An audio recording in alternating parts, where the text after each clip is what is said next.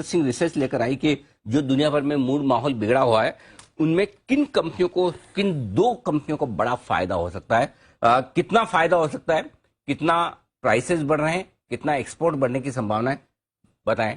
नूपुर हमारे साथ है। नूपुर बताइए क्या है रिसर्च। बिल्कुल सर, चाइना में जिस हिसाब से कोविड के केसेस बढ़ रहे हैं तो अब ये सामने आ रहा है कि हो सकता है आइबुप्रोफेन और पैरासिटामोल की जो डिमांड है वो काफी ज्यादा है और सप्लाई कंसर्न्स हो सकते हैं वहां पर। तो हम तैयार हैं एज ए कंट्री, हम एक्सपोर्ट कर सकते हैं। तो दो कंपनी से जहां सबसे ऊपर फोकस आता है, सबसे पहले आईओएल केमिकल्स और ग्रैन्यूल्स इंडिया। आईओएल केमिकल्स जहां पे आइबुप्रोफेन की जो कैपेसिटी है, अगर उसके ऊपर बात करें तो कंपनी के पास दुनिया की सबसे ज्यादा कैपेसिटी है।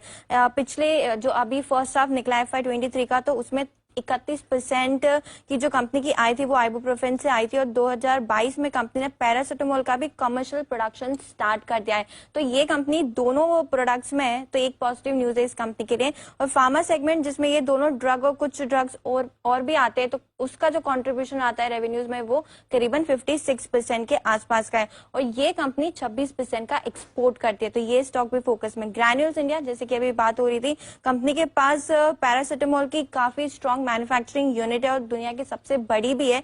पिछले सेकेंड क्वार्टर की बात करें तो लगभग 47% की जो आई थी वो पैरासिटामोल से आई थी। तो ये दोनों स्टॉक फोकस में। और चाइना में अगर कुछ हुआ है तो चाइना में सीमित नहीं होता है, ग्लोबली भी कुछ ना कुछ इम्पैक्ट आता ही है। तो आप कह रहे हैं कि डिमांड दोनों की बढ़ रही है, बिल्कुल, पैरासिटामोल की और आइबुप्रोफेन। हाँ, मैं खाली शॉर्ट में ब्रूफेन ही बोलता हूँ।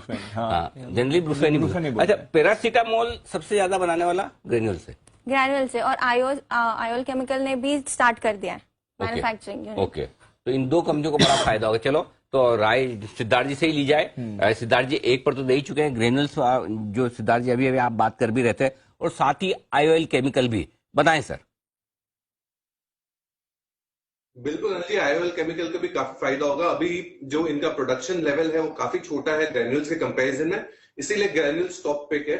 साथ ही साथ इप्का भी आइबुप्रोफेन में अच्छा काम कर रही है, तो यहाँ पे भी एक अच्छा नजर रह सकता है क्योंकि आइबुप्रोफेन की भी बहुत बड़ी जरूरत हो सकती है वर्ल्ड वाइड। ओके, तो ये है। एक बार जरा चार्ट्स पर भी राय ली जाए। जरा सुमित जी, चार्ट्स देखिए। आईओएल केमिकल 8% मजबूत है, स्टॉक बड़ी तेज दौड़ लगाता हुआ नजर आ रहा है, आज का स्टार परफॉर्मर है। जरा देखिए इसके चार्ट्स। अनिल जी, 4 दिनों से ये स्टॉक के अंदर मोमेंटम बन रहा है। 330 के आसपास का भाव था 4 दिन पहले और आज 415-18 के भाव के पास अभी आ चुका है। कल का हाई जैसे ही निकलेगा तो स्टॉक के अंदर मोमेंटम और स्ट्रांग बनेगा। 425-26 के ऊपर आप मान के चले अगले हफ्ते के अंदर स्टॉक में 480 से लेकर 500 रुपए तक का मूव आईओएल केमिकल के अंदर देखने को मिल सकता है। जिन्होंने पोजीशंस बनाई है वो ट्रेलिंग स्टॉप लगा के होल्ड करें। 390-395 नीचे में सपोर्ट बनेगा। 426 के ऊपर 480 से लेके 500 रुपए तक का मूव जल्दी स्टॉक के अंदर बहुत शॉर्ट टर्म और बहुत फास्ट देखने को मिलेगा। एक बार ग्रेन्यूल्स के चार्ट्स भी हिमांशु जी जरा बताइए। ये भी डे हाई पर 3% की बड़ी मजबूती के साथ ट्रेड कर रहा है। चार्ट्स बनाएं सर। अनिल जी देखिए, ये सभी स्टॉक्स, अगर मैं ग्रेन्यूल्स की बात करता हूं पर्टिकुलरली, तो ऑलरेडी एक बहुत बड़ी करेक्शन का साइकिल पूरा कर चुका है। 2020 में स्टॉक ने लगभग हाई बनाया था 430 रुपए का और उसके बाद 2022 तक एक प्राइस और टाइम करेक्शन स्टॉक ने पूरा किया 240-50 रुपए तक।